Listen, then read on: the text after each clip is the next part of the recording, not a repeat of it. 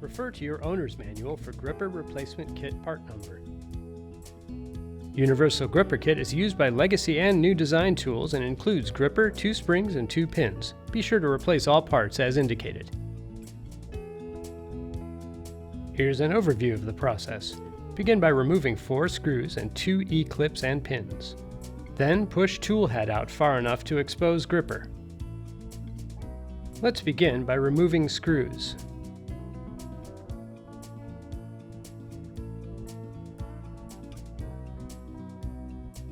Remove debris left behind by any thread locking adhesive. Although not needed, if adhesive is used, only a small drop is needed. Now flip the tool over and remove the other 2 screws.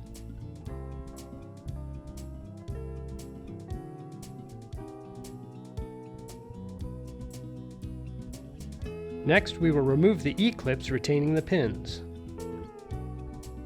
Use E-clip pliers or small screwdriver to remove clips. Next, push both pins out. Note, when pins are removed, cutoff and tension arms will fly out. Push the pins out. Hold tool and arm of pin being removed to minimize fly out. Wiggle tool arm to align holes if pin is difficult to remove.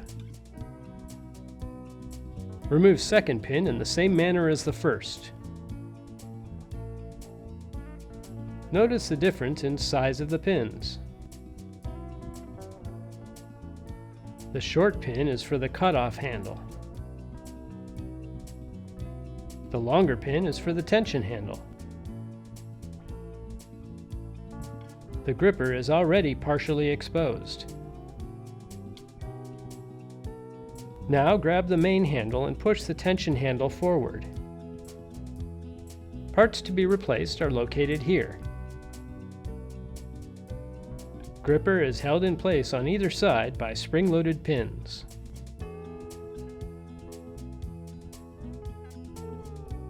Remove spring by inserting a pick or small screwdriver into open end.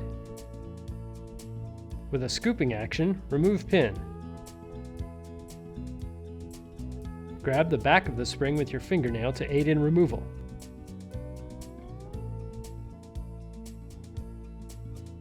Now just lift the tool and the gripper will drop out on the other side. Check the gripper for wear near the flat region of the gripper.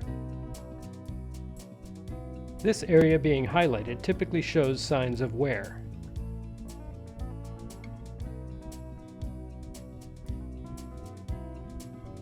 Check your user manual for your tool's specific part number.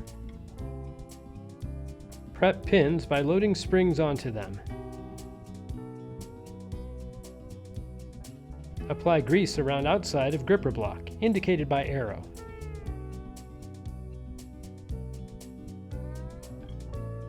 Do not apply any grease to the gripper itself. Before installing gripper, locate the flat area. Insert gripper with flat area pointed in direction indicated by arrow. The gripper will then engage along the path of the band. Insert 1 pin and spring into lower cavity of the gripper. Load gripper in vertical orientation shown up from the back of the tool. Now load second pin into upper cavity of gripper. Next we will install the pin. Pin links gripper block to gripper release lever. To ease installation, use a small screwdriver to push pins out of the way. Press pin into place. And push pin through. Check opposite side that hardware is installed correctly. In this case, the spring-loaded pin is blocking the linkage pin. To fix this, use a small screwdriver to push pin and spring into place. Again, the flat of the gripper orientation can be seen here. The red line indicates the band's direction of travel.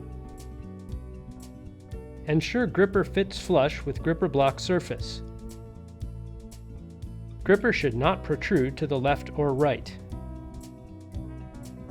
This will cause it to rub against casting and reduce performance. Move spring so it does not interfere with seating tool head. Begin by installing all 4 screws to help align tool head.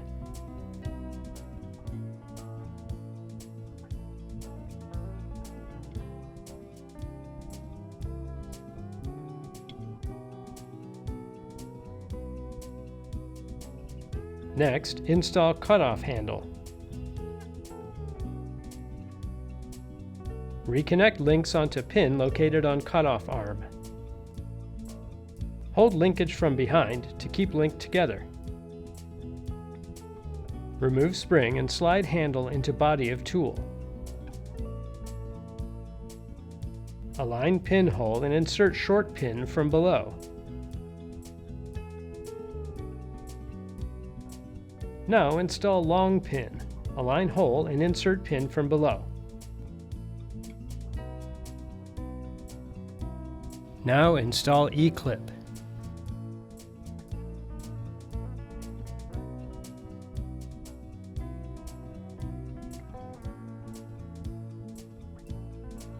Lastly, replace springs. Compress springs slightly and position.